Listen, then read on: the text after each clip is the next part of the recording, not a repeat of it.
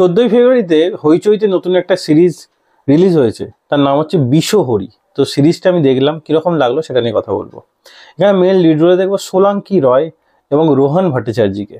এছাড়াও আমরা কৌশিক রয়, শঙ্কর চক্রবর্তী, ময়না মুখার্জি, সুমিত সমাদ্দার অ্যাক্টরদের দেখবো। তো এখানে মেন স্টোরি যেটা, সেটা হচ্ছে, আগেই বলি, এটা শেষ করতে গেলে আপনার 6টা এপিসোড, 2 ঘন্টা 10 মিনিটে আপনি শেষ করে দিতে পারবেন, পুরো 6টা এপিসোড। তো এখানে দেখানো হয় রোহন ভট্টাচার্য আর সোলাঙ্কির মধ্যে বিয়ে হয়। বিয়ে হওয়ার পর নতুন সে গ্রামের বাড়িতে আছে, যেটা একটা জমিদার বাড়ি, যেখানে বিষহরি মিন্স হচ্ছে মা মনসা। তো যেখানে মা মনসার পুজো হতো। যখন মা মনসা রুষ্ট হতেন, তখন মা মনসা জ্বলে উঠতেন। তো এখানেও দেখানো হয় তাদের বিয়ের পর প্রথম এই বাড়িতে আসে, সেখানে নতুন বউ হেঁটে চলে, কিন্তু সেখানে ঘটে যাচ্ছে পরপর খুন।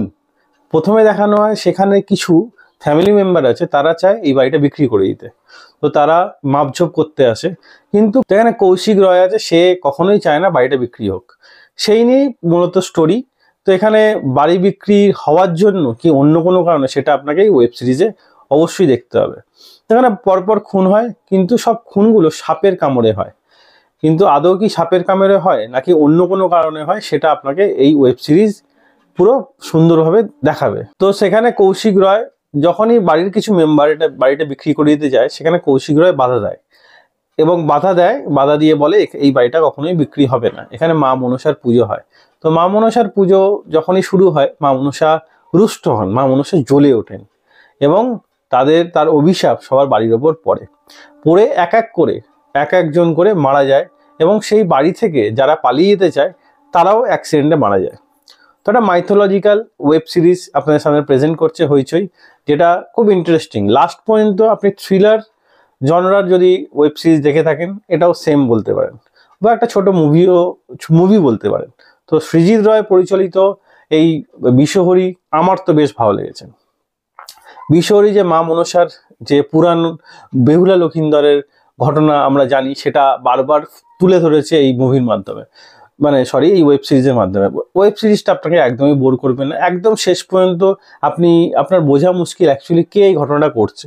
আন্দাজ করতে পারবেন যে যেই করছে না কেন, আপনি সেটা ভাবতেও পারবেন যে এই করছে, কেন করছে, সেটা একদম লাস্টে আপনাদের রিভিল করা হবে। আমার ওই ওয়েব সিরিজটা টানটানমূলক উত্তেজনা পূর্ণ যদি বলেন, সেরকম না হলেও কিন্তু ভালো লেগেছে। এখানে সবার চরিত্র, যার চরিত্র যে অভিনয় করছে, সবাই নিজের চরিত্রে খুব ভালো অভিনয় করেছে। এমন কিছু হয় না যে সিরিজটা কোথাও গিয়ে ঝুলে গেছে বা কিছু। একটা সুন্দর সিরিজ আমাদের সামনে প্রেজেন্ট করেছে। আমাদের বাংলা সিরিয়াল যে আমরা দেখি, সব সিরিয়ালের সব অভিনেত্রী বা যারা অভিনেতা বা অভিনেত্রী আছে, সবাই এই সিরিজে কাজ করেছে। স্টোরিটাও গ্রিপিং, একদম শেষ পর্যন্ত আপনাকে একটা গ্রিপ করে রেখেছে। খুব রেয়ার সময় আপনার মনে হবে স্টোরিটা প্রিডিক্টেবল। ঠিকঠাক একটা ওয়েব সিরিজ আমার সামনে প্রেজেন্ট করেছে বিষহরি মা মনসার। হ্যাঁ, এখানে আরেকটা জিনিস বলে দিই। তো এখানে সোলাঙ্কিকে দেখানো হয়, সে একটা বাংলা অধ্যক্ষ বা প্রফেসর বলতে পারেন। তো তার ঠাকুরের ওপর কোনো বিশ্বাস নেই, কিন্তু ফাইনালি সে ঠাকুর দেখতে পাবে, তার বিশ্বাস হবে ঠাকুরের ওপর। তো এতটাই প্রকোপ পড়েছে, এত লোক মারা যাচ্ছে সেই বাড়ির মধ্যে, কোনো পুরোহিত এসে সেখানে পুজো করতে রাজি হচ্ছে না। তো ফাইনালি কৌশিক রয়, সেই বাড়িরই ছেলে, যে ম্যাক্সিমাম সময় মদ্যপ অবস্থায় বাইরে থাকে, সে পুজো করতে শুরু করে সেখানে, কিন্তু কেউ রাজি হয় না। সে পুজো করতে শুরু হওয়া 2 দিন পরে সেও মারা যায়। যেই পুজো করবে সেই মারা যায়। প্রথম যে কুলপুরোহিত ছিল, সে মারা যায় সাপের কামড়ে। তারপরে আরেকজন পুরোহিত পুজো করতে আসে, সে যখন জানতে পারে যে এখানে মনসার পুজো প্রকোপ পড়েছে, সেও সেখান থেকে পুজো করা বন্ধ করে চলে যায়। তো ফাইনালি কৌশিক রয় ঠিক করে সেই পুজো করবে। সে পুজো শুরু করার সঙ্গে সঙ্গেই সেও 2 দিন পর মারা যায়, তো সাপের কামড়ে। তো এবার সবকিছু বুঝতে পারে সোলাঙ্কি। এখানে মেন লিড রোলে যেহেতু সোলাঙ্কিকে দেখানো হয়, সোলাঙ্কি সবকিছু বুঝতে পারে যে কেন হচ্ছে, কি জন্য হচ্ছে। তো সে ফাইনালি ঠিক করে সেই পুজো করবে। সে নিজেই মনসা মায়ের পুজো করবে, এবং কিভাবে মাকে শান্ত করবে সেটাও এই ওয়েব সিরিজে দেখবেন। আদৌ মাকে শান্ত করবে, আদৌ মা কি জ্বলে উঠেছে, নাকি মা জ্বলে উঠেছে সেটা সবার সামনে দেখানো হয়েছে, সেটা আপনি ওয়েব সিরিজে দেখবেন। ওয়েব সিরিজটা দেখুন, রেকমেন্ডেবল ওয়েব সিরিজ। একবার দেখুন, অবশ্যই ভালো লাগবে। আমার তো বেশ ভালো লেগেছে।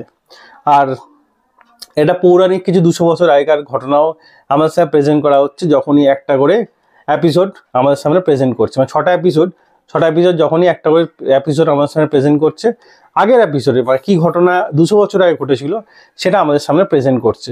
বেশ একটা ইন্টারেস্টিং ব্যাপার লাগছে, পৌরাণিক ব্যাপার। তো এখানে কখনো কখনো ত্রিকোণ প্রেমও একটু আমাদের সামনে প্রেজেন্ট করেছে। সবার সামনে দেখার মতো মুভি এমন কিছু না, পেরেন্সিয়াল গাইডলাইন কিছু নেই, আপনি সবাইকে নিয়ে এই ওয়েব সিরিজটা সবার সামনে দেখতে পারেন। যদি ওয়েব সিরিজটা দেখে থাকেন বা না দেখে থাকেন কমেন্টে অবশ্যই জানাবেন। না দেখলে কমেন্টে, মানে যদি হইচইতে আপনি বা হইচইতে আপনার দেখার সুযোগ না থাকে কোথায় দেখবেন কমেন্ট করুন, আমি বলে দেবো। আর যদি আপনি হইচই সাবস্ক্রিপশন থাকে অবশ্যই হইচইতে দেখুন। আর কীরকম লাগলো কমেন্টে অবশ্যই জানাবেন। আমার রেকমেন্ডেবল, আমি ওয়েব সিরিজকে দিলাম 3.5 আউট অফ 5 স্টার। ওয়েব সিরিজটা অবশ্যই দেখুন, আশা করছি ভালো লাগবে। আর এই ভিডিও এতটাই, ভিডিও ভালো লাগলে একটা লাইক অবশ্যই দেবেন, এরকম আরও ভিডিও পেতে চ্যানেলটা সাবস্ক্রাইব করে পাশে থেকে বেল আইকনটা অবশ্যই বাজিয়ে দেবেন। দেখা হচ্ছে পরের ভিডিওতে, ততক্ষণ ভালো থাকুন, সুস্থ থাকুন। ভিডিও দেখার জন্য ধন্যবাদ, বাই।